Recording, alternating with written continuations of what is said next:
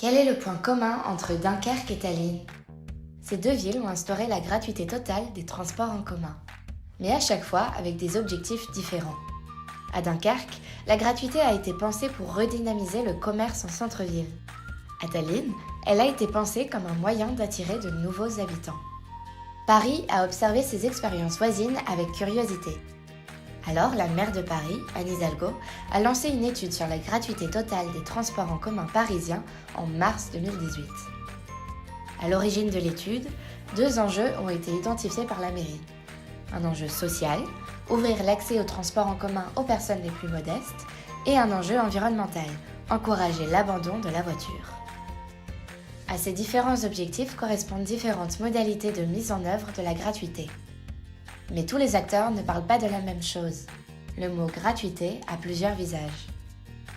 D'abord, si certains souhaitent mettre en place une gratuité totale, c'est-à-dire pour tout le monde et pour tous les transports, d'autres préfèrent une gratuité partielle.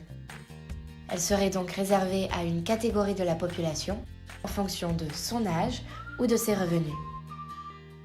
Et n'oublions pas, faire fonctionner les transports publics a un coût. Si le ticket est gratuit, qui prend en charge ce coût? Dès lors, les acteurs imaginent plusieurs réponses à cette question. À Paris, les discussions ne se limitent pas à une opposition binaire pour ou contre la gratuité totale des transports publics. Les désaccords sont plus profonds, car ce sont des façons de concevoir la ville qui s'affrontent.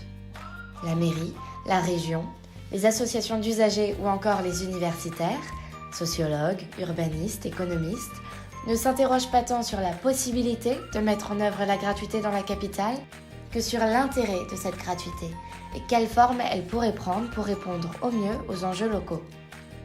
Doit-elle profiter à tous ou cibler certains publics?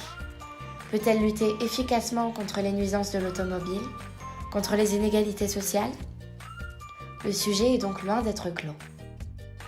Alors, quelle gratuité des transports en commun à Paris pour quelle politique de la ville?